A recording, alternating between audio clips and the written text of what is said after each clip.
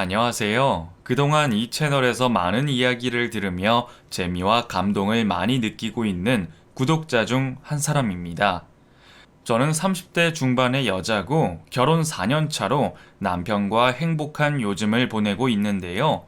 저에게도 정말 기가 막히고 황당한 사건이 하나 있어 이렇게 글을 쓰게 되었답니다.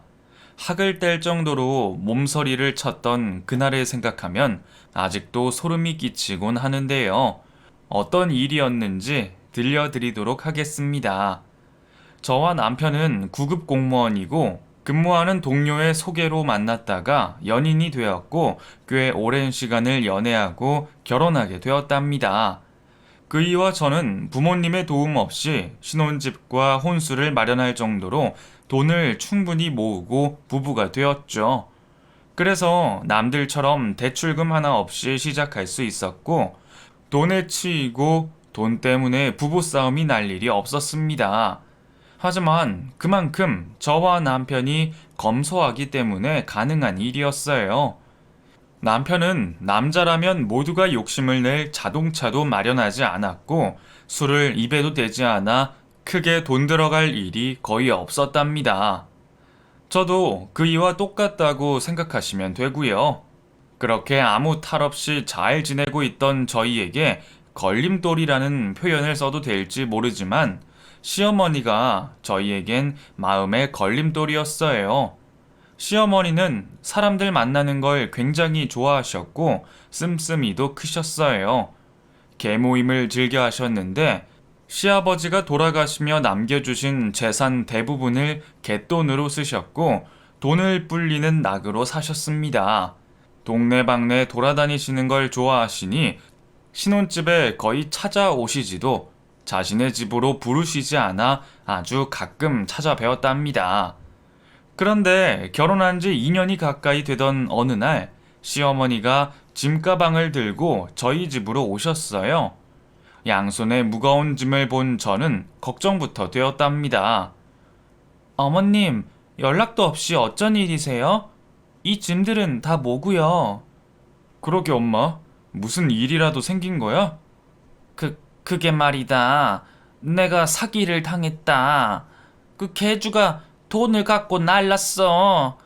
그년이 부동산 투자를 같이 해보자고 꼬셔서 그 대출 받아서 줬더니 해외로 도망갔단다. 경찰서에서도 잡기 힘들다고 하더라. 그래서 어쩌겠니? 집을 팔아버리고 대출금 갚았지. 그만 좀 묻고 이 짐 좀 받아라. 무거워 죽겠다. 엄마, 내가 계모임 하지 말라고 그렇게 일렀건만 기어이 사고를 치셨네. 이번엔 부동산 사기야? 집 한 채를 날려드신 거야? 내가 진짜 엄마 때문에 1년에 심장이 12번은 더 튀어나온다고. 그런데 엄마는 아무렇지도 않아. 슬픈 기색이 하나도 없네.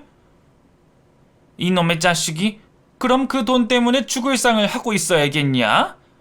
돈이야 다시 만들면 되는 거야. 사지 멀쩡하고 몸 건강하면 된 거 아니냐? 시어머니는 큰 돈을 잃으셨는데도 천하태평한 모습으로 저희 집으로 들어오셨습니다. 엄마, 그래서 우리랑 살겠다고 짐 싸들고 들어온 거야? 한마디 상의도 없이? 상의했으면 네가 나를 오라고 했겠니? 어디 쪽방 하나 마련해 줄 것 같아서 선수 좀 쳤다. 이왕 이렇게 됐으니 팔자려니 하고 엄마랑 같이 살자. 새애기 표정이 왜 그러니? 내가 온 게 못마땅하구나. 아니에요, 어머님. 너무 갑작스러워서 그래요. 잘 오셨어요. 그래, 그렇게 나와야지. 그런데 너무 걱정하지 마. 나 이 집에서 티 안 나게 살도록 할게. 몇 달 뒤에 갯돈 들어오면 작은 빌라 하나 마련해서 나갈 때까지 신세 좀 지자. 괜찮지, 새아가? 그럼요. 당연히 시어머니와 지내는 게 불편하지만 상황이 이렇게까지 되었으니 저나 남편이나 가만히 볼 수밖에 없었습니다. 오갈 데 없는 분을 내쫓을 수 없으니 당분간 시어머니와 함께 지내기로 했죠. 이튿날 아침에 일어난 저는 시어머니의 아침상을 차리려고 분주하게 움직였고 조금 긴장한 채로 시어머니가 방에서 나오길 기다렸어요. 그런데 저와 남편이 출근할 때까지 늦잠을 주무시느라 코빼기도 비치지 않았답니다. 여보, 우리 엄마 원래 아침 안 드셔. 대낮까지 주무시는 분이니까 앞으로 괜한 수고하지 마. 정말? 원래 어머님 또래는 아침잠이 거의 없지 않나? 우리 엄마는 예외야. 엄청 게을러. 나 학교 다닐 때도 아침밥 차려준 게 손가락으로 꼽힌다니까. 내가 당신한테 얘기했었잖아. 엄마 때문에 가슴앓이를 많이 하면서 자랐다고. 남들 같으면 집 날리면 두 발 뻗고 자겠어? 우리 엄마니까 가능한 거야. 그래? 당신이 어릴 적 상처가 많다더니 그랬구나. 그럼 오늘 저녁은 어떻게 할까? 어머님 뭐 좋아하셔? 내 생각으로는 아마 밖에서 드시고 올걸? 돌아다니는 걸 워낙 좋아하시니까 친구들이랑 드시고 자정에나 오실 거야. 여보, 엄마랑 지낸다고 신경 안 써도 돼. 개인주의가 강한 분이라 간섭받는 것도 안 좋아하셔. 시어머니는 제가 생각했던 것보다 자유로운 영혼의 소유자더라고요. 그래서 전 남편의 말대로 저녁에 빈손으로 들어갔고 냉장고에 있는 반찬으로 남편과 저녁을 먹었습니다. 시어머니는 어딜 놀러 가셨는지 제가 잠들 때까지도 집에 들어오시지 않았네요. 그리고 다음날 아침 거실로 나갔더니 시어머니가 취하셨는지 바닥에 널브러져서 주무시고 있었습니다. 저는 깜짝 놀라 조심스럽게 시어머니를 깨웠어요. 어머님, 여기서 주무시면 감기 걸려요. 들어가서 주무세요. 냅둬라.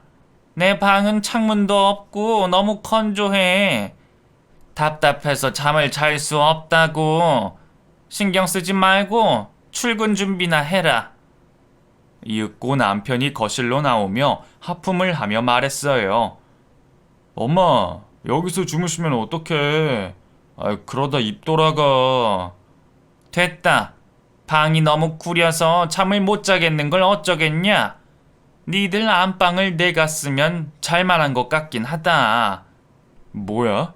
이제 신혼방까지 빼앗겠다는 거야? 무슨 신혼이야. 결혼한 지 2년 됐으면 등 돌리고 잘 때 아니야? 오늘부터는 내가 안방 좀 쓰자. 안 돼. 작은 방 침대는 싱글이라 우리 둘이 잠자긴 비좁단 말이야. 치사하게 나오네. 알았다. 더러워서 안 쓴다. 계속 거실에서 자다가 입이 돌아가도 아무 신경 쓰지 마라. 저는 남편에게 그러지 말고 당분간 지내시는 거니 안방을 내어드리자고 말했어요. 그이는 연신 안 된다고 말했고요. 저는 시어머니와 남편 사이에서 어쩔 줄 몰라 하고 있는데 그날 저녁에 집에 왔더니 시어머니가 안방에 짐을 모두 옮겨놓고 텔레비전을 보고 계시더라고요. 왔냐? 어머님, 방 옮기셨어요? 응, 왜? 기분 나쁘냐? 아니에요, 어머님. 편하게 지내세요? 그렇다면 다행이고, 난 아들놈 오기 전에 자야겠다. 이따 잔소리 듣기 싫으니까 네가 알아서 둘러대라. 잠시 후 집에 들어온 남편은 시어머니가 기어이 안방을 차지했다며 볼멘 소리를 하더라고요. 그래서 전 아무리 그래도 어머니인데 그렇게까지 짜증낼 필요가 있겠느냐며 시어머니께 함부로 대하지 말라고 했어요. 당신이 우리 엄마를 안 겪어봐서 그래. 두고 봐. 나중에 또 무슨 사고를 칠지 모르니까. 에이, 그런 말 하지 마. 어머니가 무슨 사고를 치신다고 그래. 그리고 어머님은 나한테 뭘 시키지도 않고 편하게 해주시잖아. 내 친구들 시어머니들은 매일같이 달달 볶는다는데 말이야. 그렇게 시어머니 편을 들며 그이에게 조금만 더 친근하게 시어머니를 대하라고 조언해 주었습니다. 하지만 얼마 뒤 남편의 말대로 사건인지 사고인지 시어머니가 크게 한 건 하셨습니다. 자다 일어나 주방으로 가서 쌀을 씻고 있는데 화장실에서 웬 할아버지가 나오시는 거예요. 저는 뒤로 나자빠지며 소리를 질렀습니다. 그 소리에 남편이 뛰쳐나와 노인을 향해 달려들었답니다. 당신 누구야? 누군데 남의 집에 함부로 들어온 거야? 아이고 노케나. 난 어젯밤 경자씨랑 같이 들어온 사람이네. 노인이 말하는 경자씨는 저희 시어머니였어요. 알고 보니 늦게까지 술을 마신 시어머니가 남자를 데리고 저희 집에 들어온 거랍니다. 게다가 그 노인과 저희 안방 침대를 쓴 거죠. 너무 더럽고 불결하다는 생각이 든 데다 시어머니가 선을 넘은 행동을 해서 기분이 몹시 나빴답니다. 남편은 곧장 안방 문을 열고 시어머니를 깨웠어요. 엄마, 일어나봐. 이게 지금 뭐 하는 짓이야? 아들 신혼집 안방을 차지한 것도 모자라서 노인네까지 끌어들여? 해도 너무하잖아. 돌아가신 아버지가 경로하시겠다고? 아유, 귀찮게 왜 이래? 잠 좀 자게 냅둬라. 그리고 남자친구를 집에 좀 데려온 거로 왜 그렇게 호들갑이니? 네 아빠가 세상 떠난 지가 언젠데 아빠 타령이야. 엄마는 남자 좀 만나면 안 되냐? 이 집은 나랑 엄마랑 며느리가 사는 집이라고. 엄마는 며느리 보기 부끄럽지도 않아? 부끄러울 게 뭐가 있니? 엄마도 여잔데. 시끄러우니까 그만 나가. 시어머니는 이불을 뒤집어 쓰시며 대화를 거부했고 답답한 남편은 할아버지에게 옷을 던져주며 빨리 입고 나가라고 전했습니다. 이봐요 아저씨, 빨리 나가주세요. 그리고 다신 오지 마세요. 나 배고픈데 지금 된장찌개 끓이는 건가? 밥 한 술 얻어먹고 나가면 안 되겠나? 노인은 시어머니와 똑 닮은 사람이었어요. 그이는 분노하며 노인을 밀어내며 쫓아냈습니다. 남편은 끼리끼리 만났다면서 승질을 냈고 밥맛이 뚝 떨어졌다 해서 아침을 굶고 출근했어요. 물론 저도 너무 놀라고 황당한 아침을 맞이해서 밥맛이 뚝 떨어졌답니다. 그날 이후 시어머니가 잘못을 인정했는지 한동안 조용하게 지내셨어요. 밖에서 뭐하고 다니시는지는 모르지만 집에서만큼은 드시고 주무시는 것 외에는 별다른 일을 하지 않으셨답니다. 하지만 얼마 지나지 않아 또 다른 노인을 데리고 와서 저를 아침에 놀래켰고 남편을 분노하게 만들었습니다. 엄마, 내가 집에 남자 데리고 오지 말랬지? 저 노인네가 옷을 벗고 돌아다니는 바람에 엄마 며느리가 기절할 뻔했다고. 에휴, 더우면 옷 좀 벗을 수 있지. 뭘 그런 걸로 야단이냐. 색이 너무 예민한 거 아니야? 진짜 말이 안 통하네. 엄마 자꾸 이런 식으로 나오면 이 집에서 못 지내. 그러니까 제발 사고 좀 치지 말아줘. 이게 사고니? 엄마 연애를 축하해주지 못할 망정 내쫓는다고 협박이나 하는 게 아들이냐? 시어머니는 사과 한마디 하지 않으셨고 일주일에 한두 번씩은 꼭 남자를 데리고 왔습니다. 모두 다른 남자들로 말이죠. 저는 시어머니가 자유분방하고 쿨한 사람인 건 알고 있었는데 이렇게 남자를 좋아할 거라고는 상상도 못했답니다. 여하튼 저는 아침에 일어나면 시어머니가 데리고 온 남자가 있는지부터 살펴봤네요. 하지만 시어머니의 남자친구를 데려오는 날은 멈추지 않았고 참을 만큼 참았던 저와 남편은 조치를 내리기로 결심했습니다. 여보, 나 아침마다 처음 보는 할아버지들 때문에 미칠 것 같아. 간 떨어질 뻔한 때가 한두 번이 아니라고. 어머님 개돈 언제 받으셔? 미안해. 엄마가 창피한지도 모르고 계속 저러시네. 그리고 개돈 탄다는 건 거짓말일 거야. 늘상 거짓말만 하시는 분이야. 여하튼 방을 구해서 빨리 내보내야겠어. 그렇게 해줄래? 차라리 힘들게 살림시키시면 이렇게까지 하지 않을 텐데.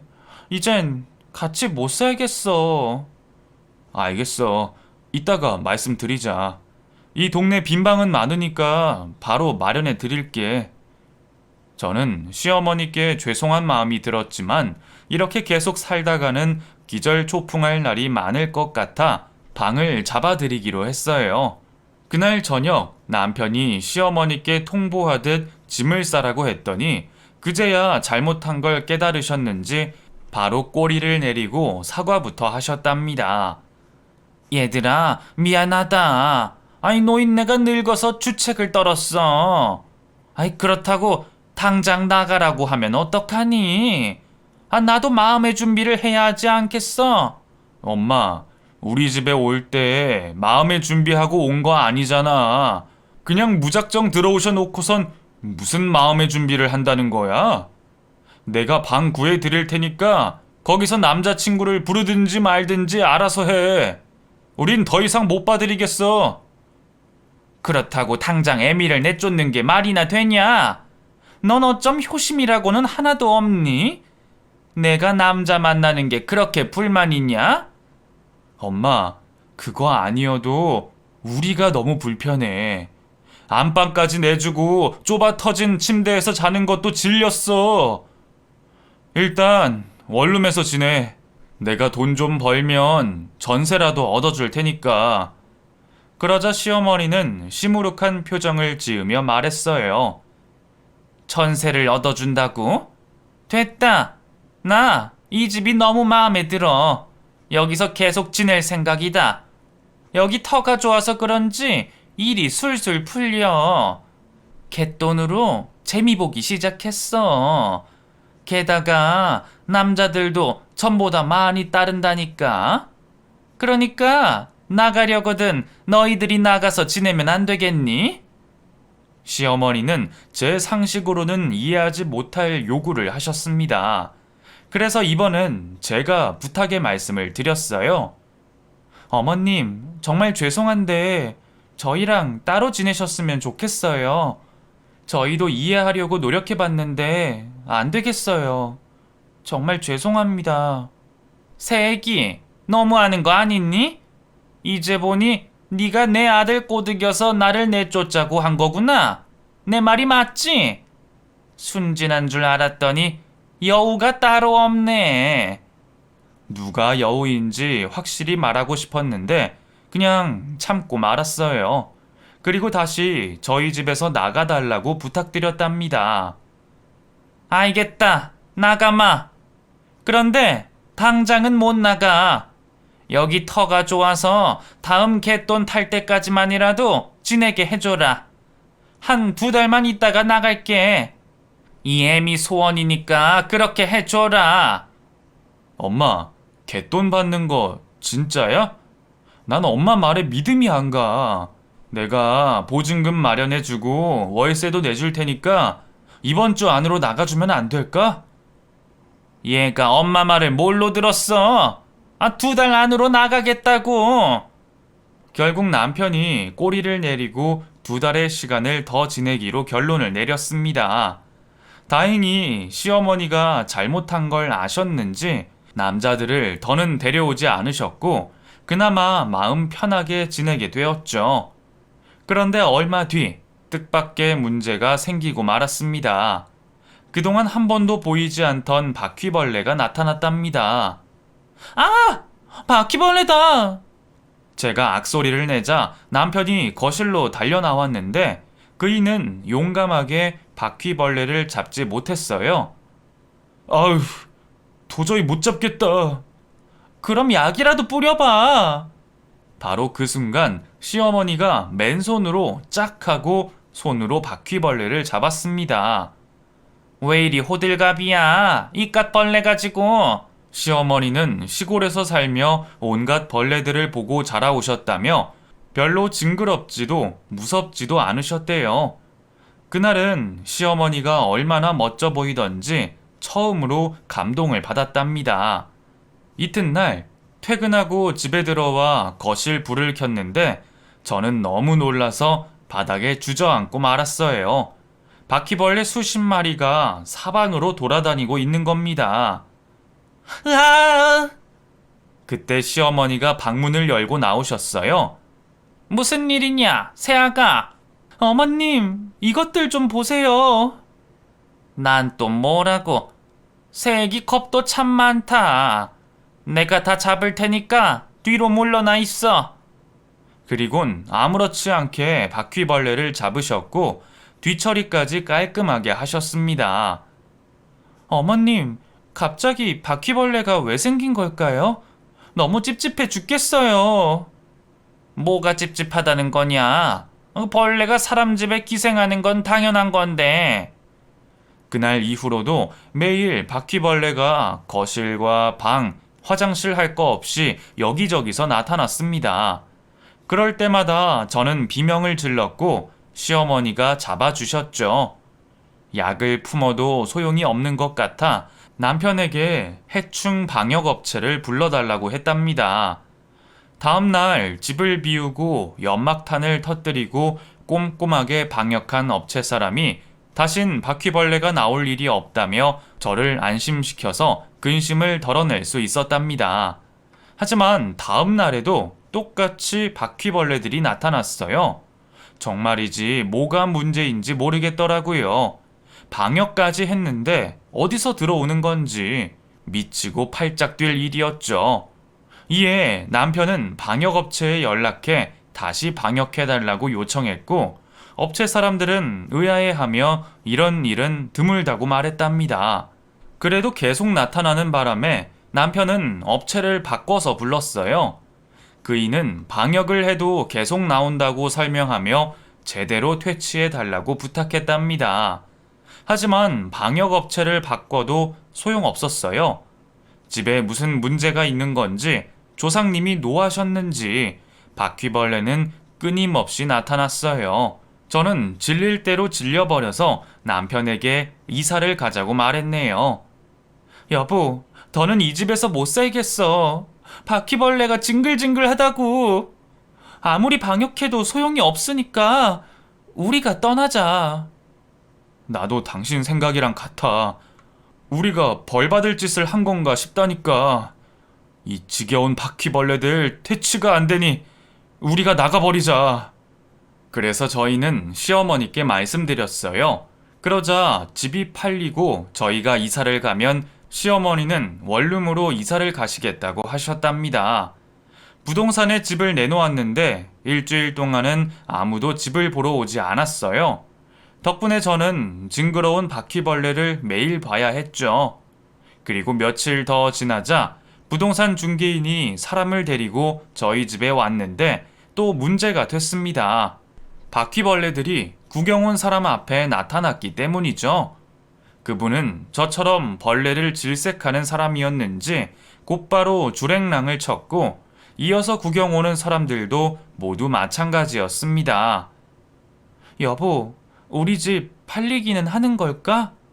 그리고 이런 집을 내놓은 게 양심에 찔리기도 해. 어느 누가 바퀴벌레가 득실되는 집을 좋아하겠어. 다른 사람이 이사 오면 바퀴벌레가 사라질 수도 있지. 방역을 했는데도 사라지지 않는 걸 보면 집이 우리랑 맞지 않아서 그런 걸지도 몰라. 풍수질이 그런 거 있잖아. 집의 기운이랑 우리랑 안 맞는 거겠지. 그럴까? 2년 동안 한 번도 이런 적이 없는데 말이야. 조금만 참자. 금방 집이 팔릴 거야. 그렇게 집을 살 사람을 기다려봤지만 바퀴벌레가 늘 등장하면서 집을 파는 날은 점점 멀어져 갔습니다. 그리고 얼마 뒤 시어머니가 제안 하나를 하셨어요. 얘들아, 너희들 이사를 그렇게 가고 싶니? 어머님, 당연하죠. 이 집에서 하루빨리 나가고 싶다고요. 바퀴벌레가 때로 나오는데 미치겠어요. 어머님은 아무렇지 않으세요? 나는 바퀴벌레가 나오든 메뚜기가 나오든 상관없는데, 그렇게 괴로우면 집부터 먼저 사는 게 어떻겠니? 그 대출 먼저 받고 새 아파트로 가면 되잖아. 너희 둘 다 공무원이니까 대출은 짱짱하게 잘 나올 거 아니야. 이 집은 내가 팔릴 때까지 살면 되는 거고. 아무리 이사가 급하긴 했지만 빚까지 내면서 이사를 떠나는 건 아닌 것 같았어요. 그래서 전 어머님, 그렇다고 그 많은 돈을 대출받는 건 아닌 것 같아요. 더 기다려보는 게 낫겠어요. 라고 대답했습니다. 남편도 제 생각과 같아서 대출은 절대 받지 않기로 했답니다. 그렇게 지내다가 저와 남편은 특단의 조치로 찜질방으로 대피했어요. 불편하긴 했지만 징그러운 벌레를 보지 않아도 됐으니 그 편이 훨씬 낫겠더라고요.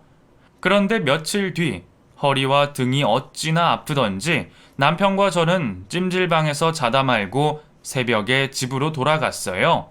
집에 들어가 벌레가 있는지 살펴봤는데 그날은 이상하게 깨끗하더라고요. 여보, 오늘은 한 마리도 안 보이네? 정말 다행이야. 이제 사라진 건가? 그랬으면 좋겠다. 일단 들어가서 잠이나 자자. 그래, 며칠 동안 찜질방 바닥에서 잤더니 등허리가 아파 죽겠어. 나 화장실 좀 다녀올게. 저는 피곤한 몸을 이끌고 화장실 문을 열었습니다. 그런데 제 눈앞에 웬 할아버지가 변기에 앉아 똥을 싸고 있는 겁니다. 아! 여보, 무슨 일이야? 뒤로 자빠진 저에게 달려온 남편은 제 시선을 따라 화장실을 향했어요. 그리고 한숨을 길게 내쉬며 시어머니를 불렀습니다. 엄마, 나와봐. 우리가 집에 없는 사이에 또 남자를 불러? 안방문이 열리며 하품을 하는 시어머니가 말했습니다. 너희들 언제 왔니? 당분간 찜질방에서 잔다며. 니들이 집에 없으니까 나 혼자 무서워서 남자친구를 불렀다. 그게 그렇게 놀랄 일이니? 내가 엄마 때문에 미쳐! 빨리 이사를 가던가 해야지. 잘 생각했다. 얼른 새 집부터 마련해라. 이 집은 내가 팔릴 때까지만 지낼게. 됐거든. 지금 보니까 바퀴벌레도 없는 것 같으니까 내일 바로 원룸 알아봐 줄게. 그 이는 화장실에서 나온 할아버지를 내쫓아 버렸고 시어머니에게 미리 짐을 싸라고 일렀네요.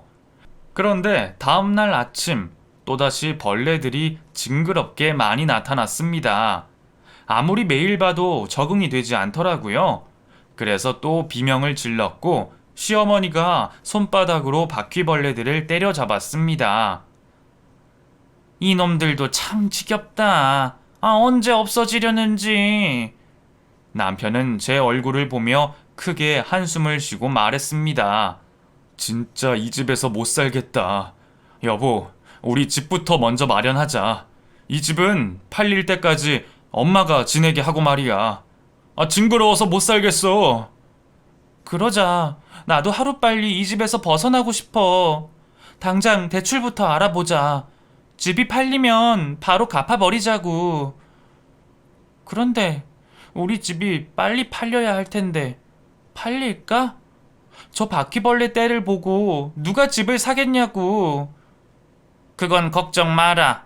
내가 집 보러 오는 손님이 있으면 바퀴벌레들 안 보이게 싹 다 잡아버리마. 그렇게 새 집을 먼저 마련하기로 결정 내린 남편이 시어머니께 말했습니다. 엄마, 이 집 팔릴 때까지만 여기서 지내는 거야. 그 후엔 원룸 마련해 줄게. 너무 서운하게 생각하지 마. 엄마가 멀쩡한 집을 날리는 바람에 이렇게 된 거니까. 내가 나중에 돈 모아서 제대로 된 집 해드릴게. 그래, 알겠으니까 얼른 집부터 알아봐. 좋은 데 있으면 바로 계약하라고. 결국 저희 부부는 집이 팔리기도 전에 다른 집을 구하기로 결론을 내렸습니다. 그이와 여러 아파트를 알아보는데 저희에게 가장 큰 조건은 바퀴벌레가 없는 집이었어요. 다행히 구경하는 집들은 모두 깔끔했고 개미 새끼 한 마리도 보이지 않았죠. 그래서 남편과 의견을 좁히며 살만한 집을 골랐고 계약하겠다고 중개인에게 전화를 했답니다. 집으로 돌아가 시어머니께 이 사실을 알리려는데 이번에도 새로운 남자친구와 있더군요. 저와 남편은 그리 놀라지 않고 좋은 말로 노인을 내보냈습니다. 엄마, 우리 집에서 나가면 계속 남자 끌어들일 거지? 아니야. 이젠 진짜로 집에 아무도 들이지 않을게. 얌전히 지내다가 집 팔리면 나가도록 할게. 그래, 제발 부탁 좀 할게. 아파트 사람들이 엄마를 뭐라 생각하겠어. 엄마를 위해서라도 이제 그만 좀 데리고 와. 어쨌든 우리 들어갈 집 구했어. 내일 계약할 거야. 어머, 정말이니? 잘 됐다. 그럼 대출도 알아본 거야? 이 집 담보로 받으려고. 바퀴벌레 때문에 언제 팔릴지 모르지만 팔리는 대로 바로 갚으면 될 것 같아. 어머님, 저희끼리 이사 가서 죄송해요. 그때까지 이 집에서 혼자 지내셔도 괜찮겠어요? 어머님은 진짜 바퀴벌레를 봐도 아무렇지 않으세요? 그렇다니까. 몇 번을 말하니? 나한테는 팔이나 목이나 바퀴벌레나 다 거기서 거기야. 다 같이 상생하는 생물 아니겠냐. 그리고 난 이 집 터가 너무 마음에 들어. 남양이라 햇살도 잘 들고 잠도 잘 오고. 그리고 갯돈으로 재미도 많이 보고 말이야.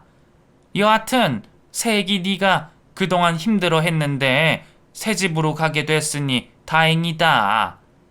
그렇게 이사에 관한 대화를 마무리 짓고 식사를 하고 과일을 먹으며 두런두런 이야기를 나누었습니다. 저는 집안을 둘러보며 시어머니께 말했어요. 그런데 오늘은 또 바퀴벌레가 보이지 않네요. 참 이상하단 말이에요. 왜 우리가 집에 있을 때만 나타나는 것 같은지 모르겠네요. 지난번에도 찜질방에서 자다가 집에 왔을 땐 깨끗했잖아요. 여보, 당신도 그렇게 느꼈지? 진짜 우리한테 뭐가 씌었나?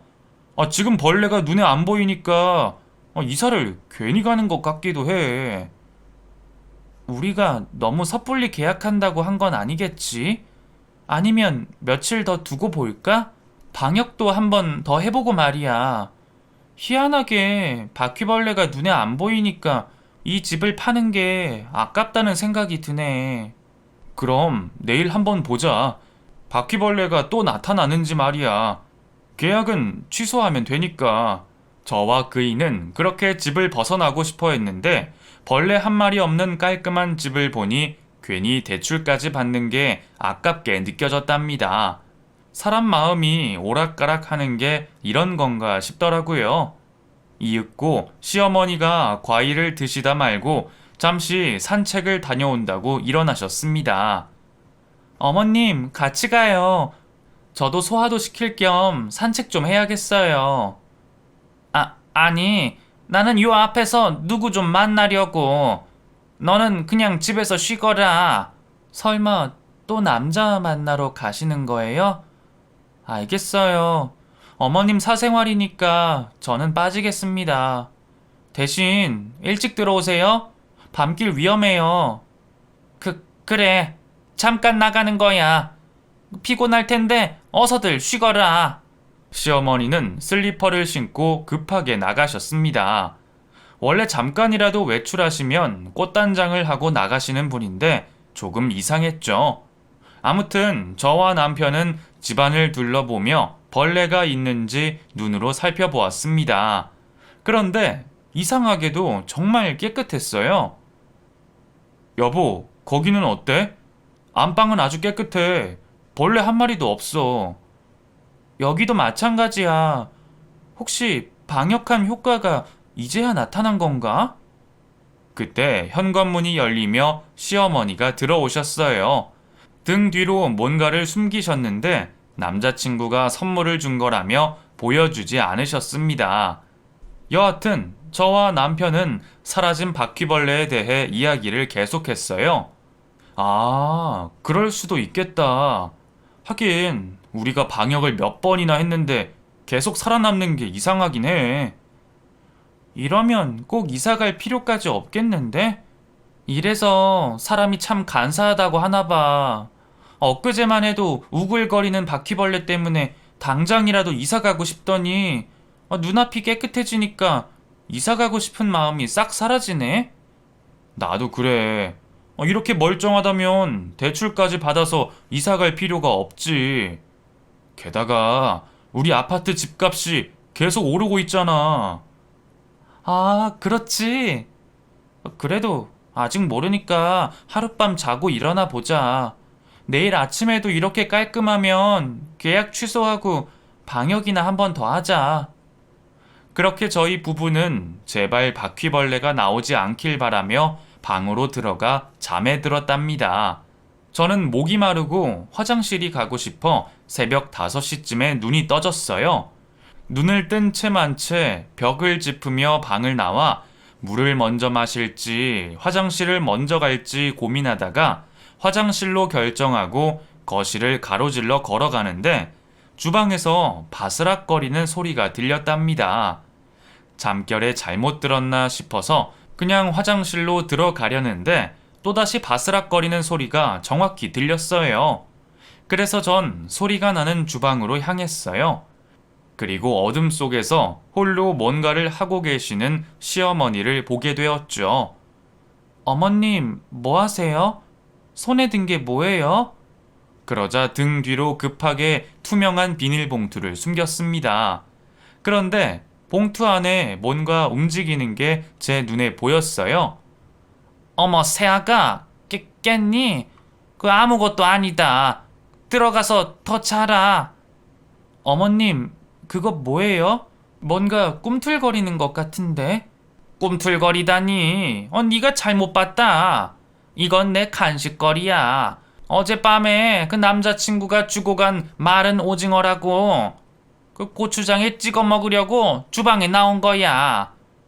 하지만 저는 시어머니의 말을 믿지 않았어요. 분명 투명한 봉투 안에 움직이는 뭔가를 봤으니까요. 어머님, 그거 보여주세요. 제가 눈으로 봐야겠어요. 얘가 시엠이 간식 빼앗아 먹으려는 게야? 내가 나중에 사다 줄 테니 그냥 들어가라. 응? 제 의심은 점점 커졌고 이 상황을 남편과 같이 확인해야겠다 싶어 그 일을 불렀습니다. 여보, 빨리 나와봐. 이윽고 남편이 눈을 비비며 주방으로 나왔습니다. 무슨 일인데 그래? 엄마, 거기서 불 끄고 뭐해? 그이가 불을 켜자 시어머니의 긴장한 표정이 보였습니다. 어머님, 어서 뒤에 감춘 거 보여주세요. 새아가 꼭 그래야겠니? 네, 봐야겠어요. 여보, 뭔데 그래? 새벽 5시에 자는 사람까지 깨우고 난리냐고. 그건 어머님이 뒤에 숨긴 걸 보면 알게 될 거야. 시어머니는 끝까지 등 뒤에 그것을 숨기고 있었고 저는 끝까지 보여달라고 했습니다.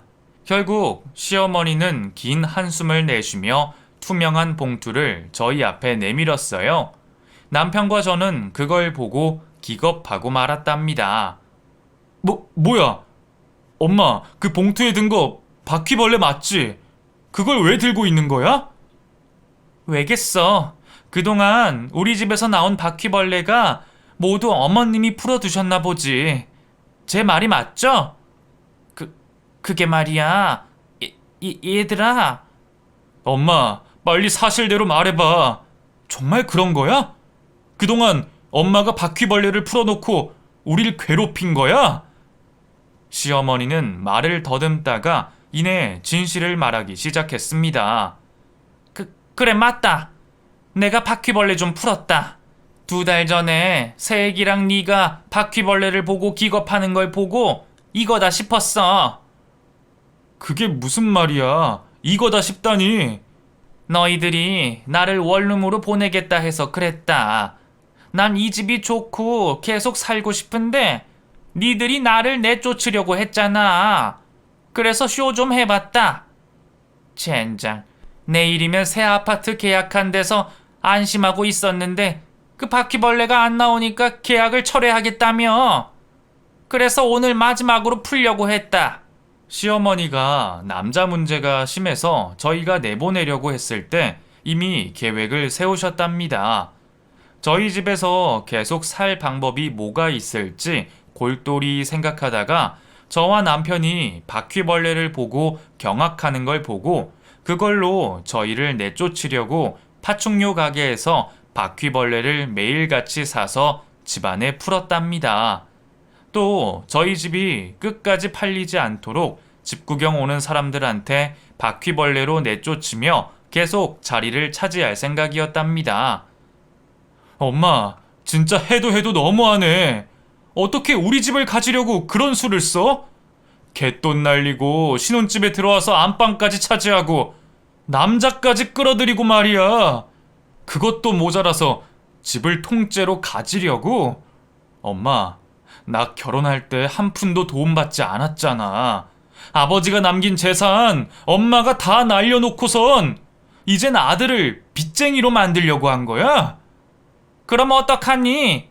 좁아터진 원룸으로 들어가 살기 싫은데. 그럼 우리 부탁대로 작은 방 쓰고 남자를 집에 끌어들이지 않았으면 됐잖아.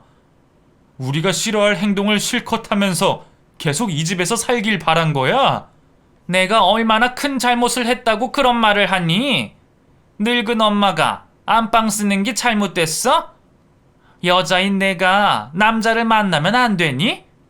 집 데이트 좀 하는 게 그렇게 못마땅했냐고. 시어머니는 모든 걸 들켜놓고선 적반하장으로 나오셨습니다. 저는 오만정이 떨어져 아무 말도 하지 않고 가만히 있었어요. 그러자 남편이 안방으로 들어가 시어머니의 짐가방을 싸기 시작했습니다. 뭐 하는 짓이야? 이 애미를 내쫓으려는 거야? 나가줘. 제발 나가줘. 어릴 때부터 엄마는 항상 이기적이었어. 나한테 따뜻한 밥 한 끼 제대로 차려준 적이 있어? 맨날 나가서 사 먹거나 아버지가 차려줬잖아. 지금 말한 건 일부일 뿐이야. 내가 엄마한테 서운하고 서러웠던 걸 다 말하려면 2박 3일도 모자라다고. 그러니까 나가줘. 제발 나 좀 그만 괴롭히라고. 이놈의 자식이 어디 엄마한테 큰 소리를 쳐? 너야말로 이기적이다. 엄마가 밥하는 사람이야? 밥 안 해주는 엄마는 엄마도 아니냐고. 그 짐가방 당장 풀어. 난 못 나가. 저는 중재하려고 남편과 시어머니 사이를 가르고 말렸습니다. 여보, 그만해. 지금 새벽 5시야. 짐을 싸더라도 나중에 하자고. 그러자 시어머니가 제 머리채를 잡았어요. 이게 다 너 때문이야. 다 된 밥에 코를 빠뜨린 년아. 어머님, 이거 놓으세요. 아프다고요. 엄마 진짜 내 얼굴 그만 보고 싶어? 당장 그만두지 못해? 꼴도 보기 싫으니까 당장 나가. 이 썩어 빠진 것들, 늙은 애미를 개무시하고 내쫓으려고 해? 니들 하늘이 가만두지 않을 거야. 시어머니는 숨소리를 씩씩대며 거칠게 내쉬며 남편이 싼 짐가방을 빼앗아 들더니 나가버리셨습니다. 저는 어안이 벙벙했고 기가 막히고 어이가 없었습니다. 그동안 저희를 괴롭혔던 생각은 하나도 하지 않고 저희가 잘못한 것처럼 상황을 만들고 나가셨으니까요. 여보, 이제 어떡해? 어머님 따라가 봐야 하는 거 아니야?